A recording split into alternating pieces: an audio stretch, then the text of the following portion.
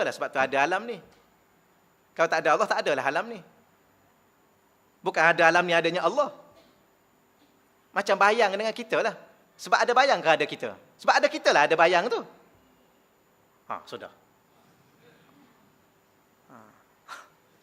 Pokok dengan bayang mana dulu? Pokok dengan bayang mana dulu? Pokok dululah. Jadi, bayang tu kemudian. Jadi, adakah bayang tu membuktikan ada pokok? Tak. Apa ni? Adakah? Kalau tak ada bayang, tak ada pokok? Macam tu. Ada nanti, jaya. Dia kadang-kadang nak cari bahasa mudah, tuan-tuan. Bahasa mudah.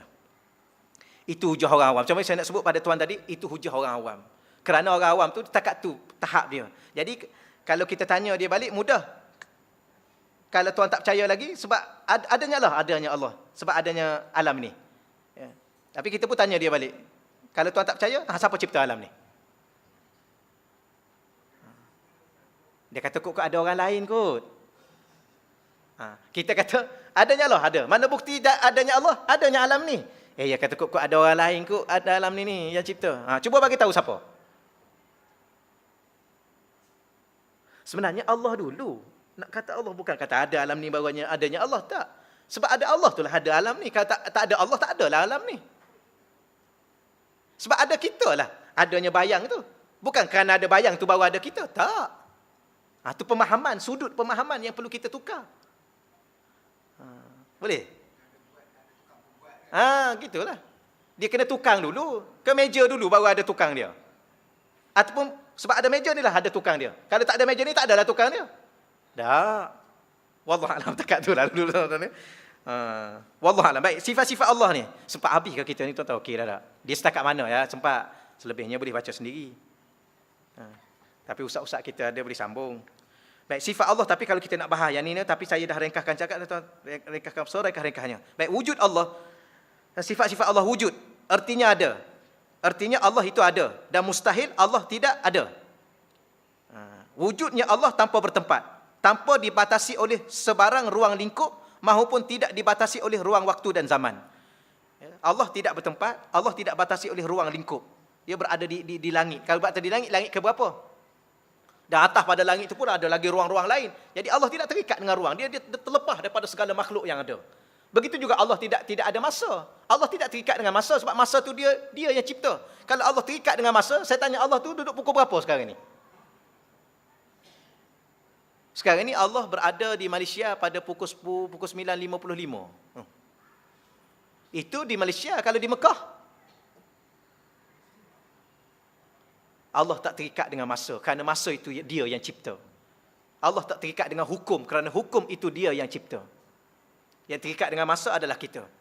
Tu yang orang hujah tu, Nabi pergi jumpa Allah. Kenapa Nabi pergi jumpa kat langit? Kalau Allah tak bertempat. Kerana manusia ni, tuan-tuan, Allah minta Nabi pergi ke situ sebab Nabi perlu tempat, sebab Nabi makhluk.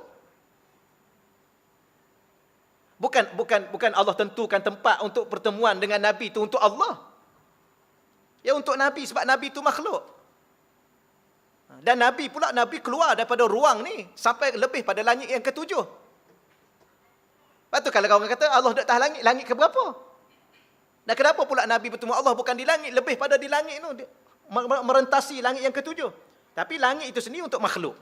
Ya untuk kita. Masa pun untuk kita. Kenapa malam? Malam tu kan masa. Kenapa tidak siang? Kerana Nabi itu perlu pada masa, makhluk.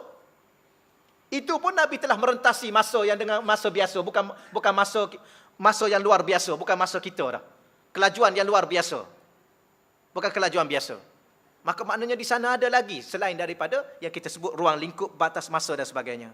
Okey, boleh ya? Yang kedua, kidam. Kidam artinya tidak ada permulaan bagi wujud Allah. Dan mustahil ada permulaan bagi wujud Allah. Tuan-tuan, mustahil itu tuan-tuan kena tahu takat mana mustahil. Saya tunjuk contoh pada tuan-tuan. Allah itu ada, mustahil Allah tak ada. Allah itu kidam, sedia kala, mustahil Allah ada permulaan. Takat mana mustahil yang kena ada pada diri tuan-tuan? Saya tanya, di antara ayah dengan anak, mana kahwin dulu? Ya? Ayah dengan anak dia, siapa kahwin dulu? Tuan-tuan dengan anak tuan-tuan, tuan-tuan kahwin dulu ke anak tuan-tuan kahwin dulu? Ayah lah kahwin dulu tak? Ada tak anak kahwin dulu? Mustahil. Takat mana mustahil tu? Mustahil lah ustaz. Takat mana mustahil? Mustahil. Tak boleh nak buat. Mustahil. Tu ada seorang anak tu dia kahwin. Malam pertama, ni dalam kitab tauhid ni tuan-tuan. Tapi kalau ni panjang pula tak? Tapi boleh ke? Tapi kalau tak sempat habis pun tak apa. Ustaz Zairu ada, ustaz kita ada tak? Cuma kadang-kadang nak cepat sangat tak boleh juga. Ni cepat dah ni. Kelajuan kuasa 3 dah ni saya ni. Laju kuasa 3. Tapi ada dalam kitab fiqh, kitab tauhid, bab tasasul ustaz. Ya, tasasul.